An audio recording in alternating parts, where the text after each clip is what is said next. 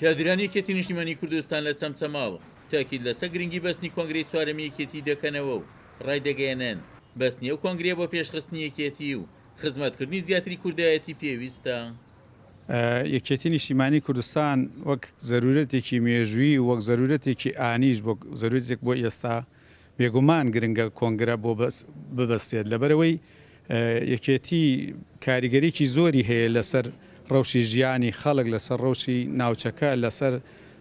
بەتایبەتی ئەم سنوورە بەتایبەتی لەسەر کێشەکانی نێوان بەغا و هەرێم لەسەر وەزعی ناوخۆی یەکێتی لە هەموو ڕێکەوە ئەگەر لێکی بدەیتەوە کۆنگرەی گرنگە بۆ یەکێتی لە تەواوی دنیاە کۆنگرە بۆ هەموو پارتێکی سیاسی داینەمۆی بەگڕخستنەوە و نوێخستنەوە و نوێکردنەوەی حیزبە سیاسیەکانە. بێگومان یەکێتی نیشتیمانی کوردستان ئەگەر بێتی نوێ بێتەوە ئەگەر بێتی لەگەڵ گۆڕانکارە تازەکانە هەڵبکە ئەگەر بێوێ یەکێتی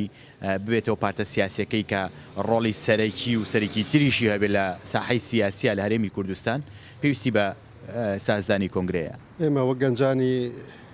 ناوێکێتی نیشتیمانی کوردستان داواکارین لە سەکرداری سیاسی یەکێتی نیشتیمانی کوردستان بە زووترین کات کۆنگرە ئەنجامدا و بەستنی کۆنگرە لە هەر لایەن حزبێکدا واتە نێبوونەوە وێ ئێمەش داواکارین لە یەکێتی نیشتیمانی کوردستان بە زووترین کار کۆنگرەی خۆی بەسێت و هەستێ بە داڕشتنەوەی کۆمەڵی بەرنامەی نوێ بۆ گەڕانەوە یەکێتی نیشتیمانی کوردستان بارەکەی جاران و داڕشتنەوەی کۆمەڵێک بەرنامە بۆ خزمەتی گەنجان. وەکە درۆندام و لایەنگرانی یەکێتی جەختی لەسەر دەکەنەوە بەستنی چوارەمین کۆنگرەی یەکێتی هەنگاوێکی کاریگەر دەبێت بۆ گەشەکردنی ڕێبازەکەی مام و چەسپانی زیاتری ئاشتی نێوماڵی کورد و سەرخستنی ژیانی پێکەوە ژیان لە کوردستان و عێراقیش. عومەر غەریب، کورسات نیوز، چەمچەماڵ.